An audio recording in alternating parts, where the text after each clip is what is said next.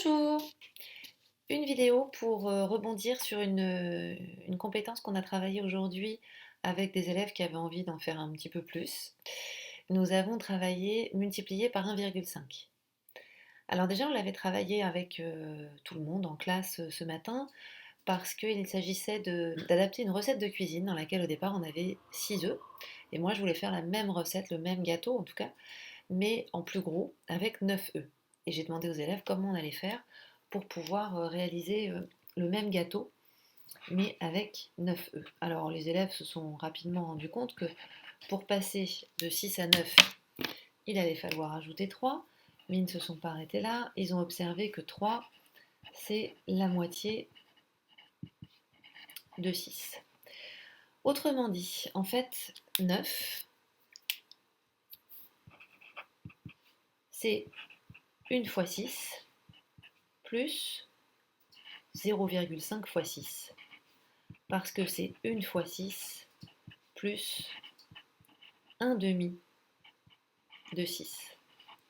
Ça, c'est 1 demi de 6, c'est-à-dire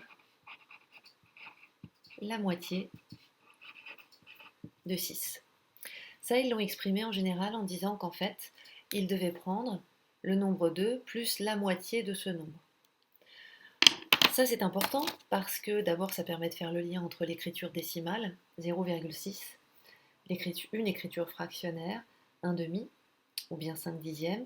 Il y en a aussi qui m'ont dit qu'en fait, ça revenait à prendre 100% plus 50%, donc 150%, c'est intéressant aussi. Ça signifie que multiplié par 1,5, ça revient à additionner le nombre auquel on s'intéresse avec sa moitié. Ça revient à prendre 150% du nombre, ce qui a du sens a priori. Je ne peux pas dire que dans un groupe, il y a 150% de gauchers, parce que là, c'est par rapport à 100%, ils sont d'une partie. En revanche, 150%, ça a du sens pour tout ce qui peut être augmenté. On peut aussi dire que ça revient à prendre 3 fois la moitié du nombre, puisqu'il y a aussi pas mal d'élèves qui du coup ont choisi cette méthode-là. Je trouve ça intéressant que les élèves soient capables de traduire de façon aussi différente finalement une même méthode. Alors, nous en avons fait quelques exemples. Je vous en montre un ou deux. Hop, je déplie ma feuille. Je vais essayer de laisser ça sur le côté.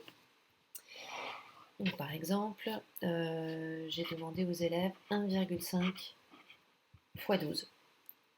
1,5 fois 12, je dois additionner à 12 la moitié de 12. Ça me donne 18. En fait, ce 12, il vient du 1. Et puis, le 0,5 qui se cache ici, il me donne le 6.